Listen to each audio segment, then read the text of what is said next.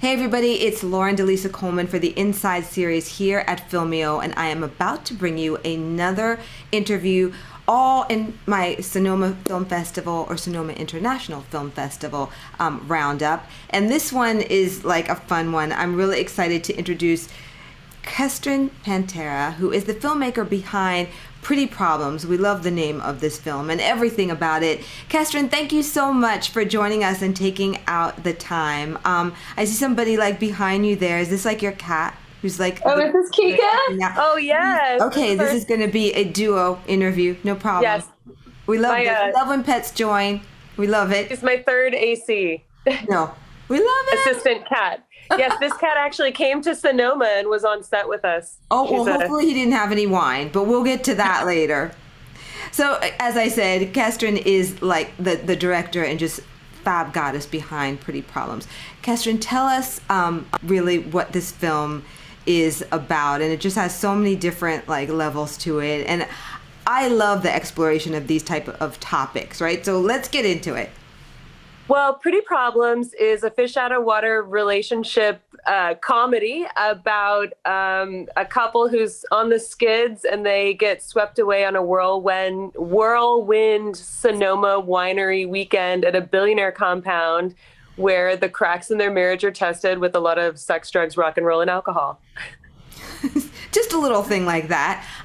First of all, how appropriate to have a film in the Sonoma International Film Festival that just happens to take place in Sonoma. But I just think that there are so many different things around this. First of all, because I took a couple of notes, particularly around things that, you know, just kind of struck me. This idea about caste systems and being attracted to like the ultra wealthy, but also being repelled and all that. Tell me a little bit about, I guess, just maybe like your intrigue or interest around that and how this story came to you.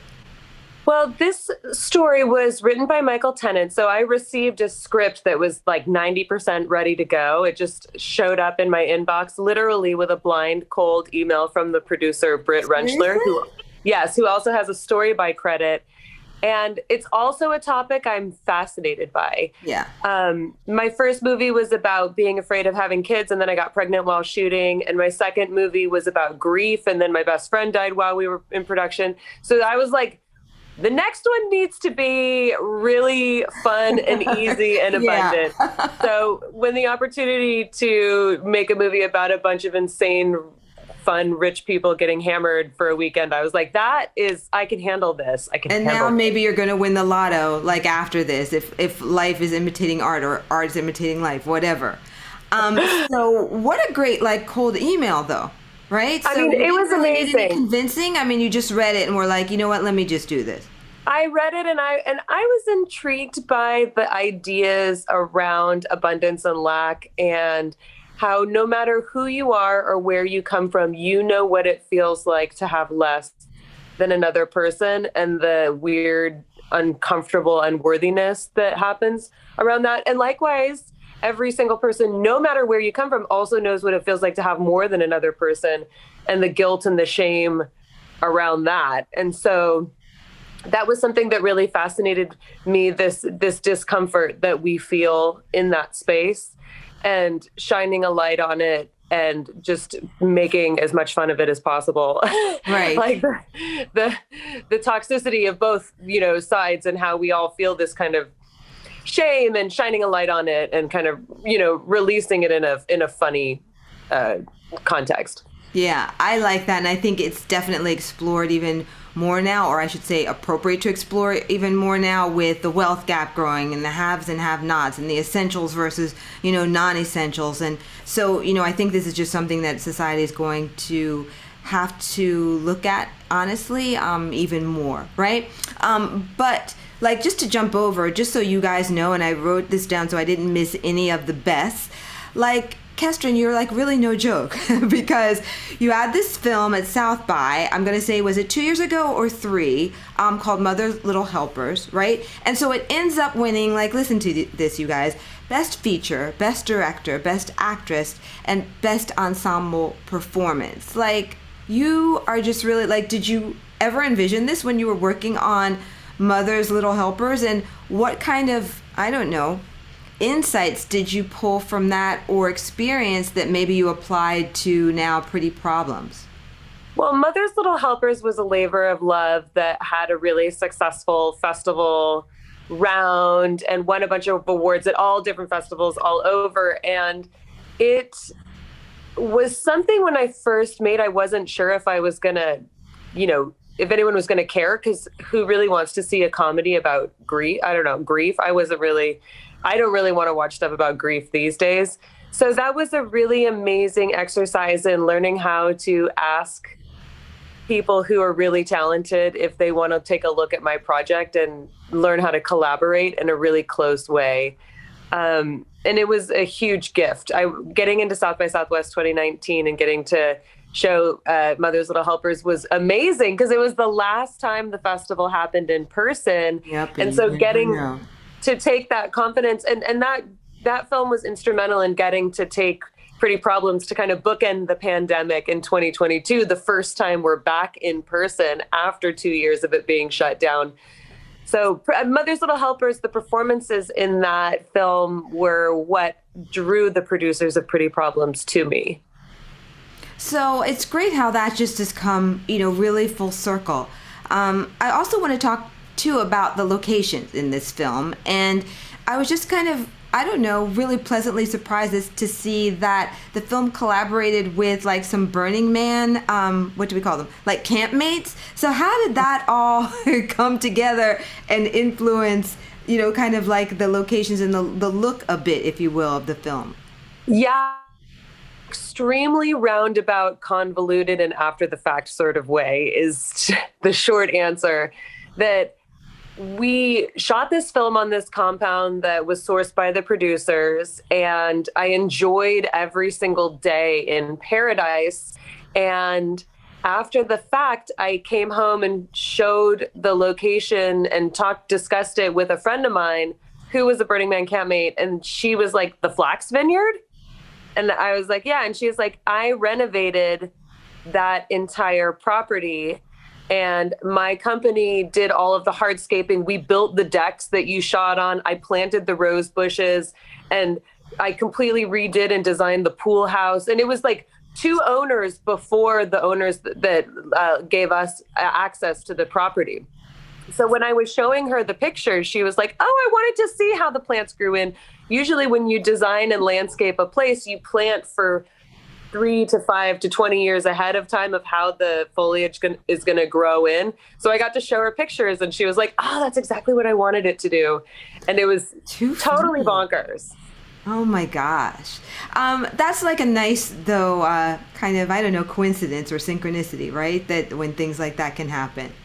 It was incredible. And the same thing happened with the interior design as well, that I received all these location photos. And then after the fact, found out that's one of my close friends who was like in my wedding, also worked on the interior design with the production designer, Ken Folk. So it was like 2 for 2 in insane synchronicity. It was magical. Yeah, for sure. So, with all that, was there any drama in terms of shooting? Anything that came up that, was unexpected or that any kind of particular hurdles? Because there's always some kind of obstacle, but anything that is like particularly remarkable?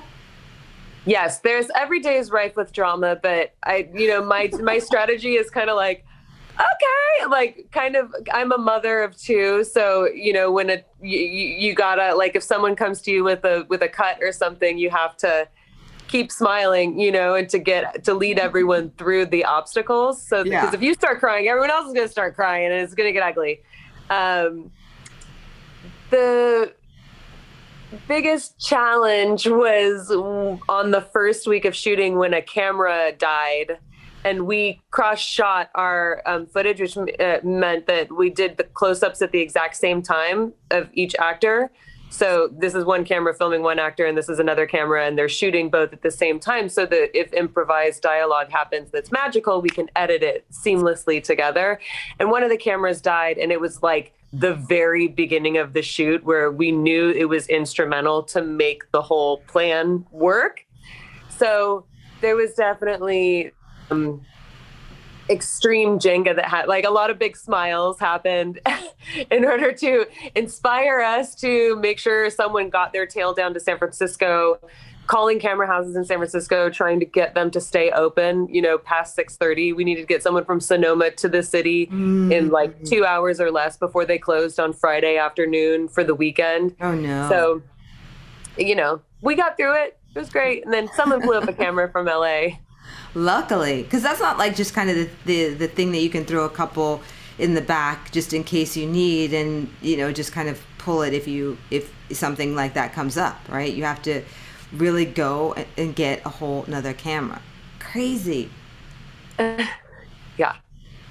So tell me a little bit more about your background, because it seems like, okay, now you're working on this film, which is amazing, and you had the other at South by, but there's a lot that comes before all that, which a lot of times obviously isn't seen. So tell me how you kind of got onto this path of being a director and a woman at that. I, from a very young age, would make fake SNL commercials with my friends with the VHS camera I got access to in middle school. No way. Too funny. Yeah. Why SNL? I'm obsessed with SNL. My parents, it was just the one thing it was like Sesame Street, totally child appropriate, and then SNL, which is the whole other end of the spectrum. Not necessarily appropriate. So I was always obsessed with comedy. I've been bossing my friends around and making them wear outfits and telling them what to say and filming them from the single digits of age. So when I moved to Taipei, Taiwan for 2 years after college in order to learn how to speak Mandarin. And I did a lot of professional voiceovers and photography work. In addition to teaching English to little Chinese children, I was did a lot of books on tape and sang. It was like Mary Poppins to on cassette tape for a generation of Taiwanese youth. I came home. Someone in Taiwan asked me, what do you really want to do? Because this is a sort of like a purgatory where you're putting off what you're ultimately going to do. And I said, I always wanted to be an actor. And they said, how do you do that? And I said, you go to Los Angeles, I guess. And then as soon as that conversation happened, I knew that I had to just go do it, that I was putting off real life. So I moved to LA. And as soon as I got there, a director friend of mine said, if you're going to be an actor, you need to film yourself and learn how to edit. And you need to film yourself every single day. And you need to understand the editing process, or else you're never going to truly be a creator. So I got Final Cut Pro at that time, and I learned how to edit. And that's my advice that I always give to because that's not easy. Even when I use iMovie, I start to cry, and I just want to do trim, clip, edge, and I'm done. That's it. So good for you. Then what? But you've got iMovie, so you're on the, you've got it. Yeah, but that's all I'm doing. That's the beginning and the end. No way. All I do is trim, clip, and, line them up. But that's fine. Yeah. So I really mastered that and took it to heart. And that has been the most valuable skill I've learned in enabling creation. It's almost like, if someone wants to make an app, it's like anyone can have an app idea, but if you can't code it, if you don't have the software engineering skills to back it up, then you don't have an app, So editing is the same way with filmmaking. So I was fortunate enough to get to hang out on the sets of a lot of directors in my 20s who let me into their process. And that's when I really kind of learned how to do it, with some people who went on to be great directors. And at a certain point, you make a series of short films, and then you realize that a feature film is just 26 short films or 40 short films stitched together in a timeline, right? So however many scenes happen in your movie, that's just like 40 little films. So that was what gave me the confidence to... I never really thought about it like that if you break it down, but yeah. Yeah. So 46 short films, and then boom, you just started working on it. So, but you originally started out wanting to be an actress, and then what? You just became so in love with editing and actually creating that you decided to really focus more on that side of the industry. Well, I also gave myself leading roles in movies, right? So I gave myself starring roles in 2 feature films. My first feature film, Let's Ruin It with Babies, was, I was afraid of having kids, and my husband was like, we got to TikTok, we got to do this. And I was like, I'm going to make a movie because I feel like if I have a kid, I'm going to the equivalent of dying of my career would happen. So I made it as a deal that if I can make this feature film, then we'll get pregnant. And then I got pregnant in the middle of shooting. So that gave me a great deadline to actually finish and deliver. Yeah, deadline, but from the universe, right? Because certain things Yes. you just can't stop. That's interesting that you say that, because I think a lot of women feel like that once, you don't want to do something because it feels like birth equals kind of a death of a part of you. And I don't think men kind of understand that, especially, husbands who want to have children. They don't have that same kind of idea, right? They're still going to go to the office or whatever it is that they're doing, because their physical body does not have to kind of stop or slow or change. And they aren't oftentimes the primary caretaker. So, I could understand like some apprehension around that, because it's going to be a major change. But it doesn't seem to have slowed you down, Kirsten. Like, no. It seems like it did help. My husband had an insight when he was making his case, where he was like, think of all the people who are successful in life. They all have kids. He was like, Barack Obama, Michelle Obama, Francis Ford Coppola. They all have kids. That's part of it. So you're actually joining Did they a have circle help of though? excellence. Like Michelle's mom helped. Like, I mean, you also have to have the structure in place for that support, too. So like if you didn't, then you'd have to kind of insert that too. So I don't know. I mean, it's terrifying. I'm still terrified by it, and after teaching at home, doing homeschool for 2 years, I have a 6-year-old and a 9-year-old. It was totally bonkers. It was totally bonkers. And I think if I hadn't had this project to give me focus, I very much could have disappeared and lost myself in those years. I feel like I was really grateful to have a community of outside people demanding something from me with love, that kept me tied into myself. Like, I believe we have our own, like our identity is our relationship to ourself, our relationship to our partner, and our relationship to our community in the world, or like our partner and family. And that was a really important part of having a relationship to the outside world, my own lifeline to reality. Good for you, Kestrin. So let's talk a little bit more about the film, I guess. What do you hope people take away from it, aside from the fact that, it's hilarious and, you're looking at wealth from different angles, but anything else? I feel like there's a lot of really important movies that are coming out right now. And I want people, this isn't one of them. I want people to relax and enjoy and just laugh. Go get the gravitas from other projects, because this isn't that one. Like, just relax and like tune out and enjoy. Well, and that's really needed now, as well. So definitely. Tell me, do you have a strategy for Sonoma Film Festival? How many days are you going to be there? Are you looking forward to seeing anything in particular, or just everything and having as much wine as possible? What? To drink as much wine as possible. No, I'm just kidding. My strategy, I'm really excited to enjoy the lodge in Sonoma, the hotel there. That is my number one excitement. I'm excited to see the Sandra Bullock Channing Tatum movie. I know it's kind of a bigger film. But I feel like they are well matched. They're both kind of, they're pleasing to look at, but they don't mind being goofy. And the two together, like, I was like, yeah, why haven't we seen them together before? When I saw the trailer. Yeah, I'm super excited to watch that film. I'm excited to explore new movies and see filmmakers who I haven't met yet. My favorite part of a film festival is when you're, drinking water and someone shows up and you're like, oh, what do you make? What did you make? And getting to just read the badge and find out what their project is. Yeah. So those mysterious yet to be chance interactions are what I'm looking forward to most. That's great. And I just hope that you have a great festival and that you have a wonderful response to this film, because it is an awful lot of fun, that's for sure.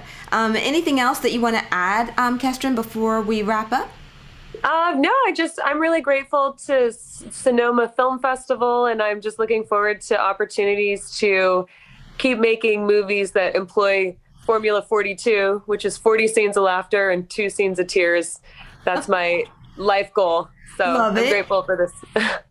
Oh, and definitely let us know how we can keep up with you and the film via social. I mean, I found you guys via Instagram, so we know that. But it's Pretty Problems Film, I think. It's Pretty Problems Film on Instagram, and I'm Kestrin Pantera on Instagram, and I'm just Kestrin on Twitter. Okay, great.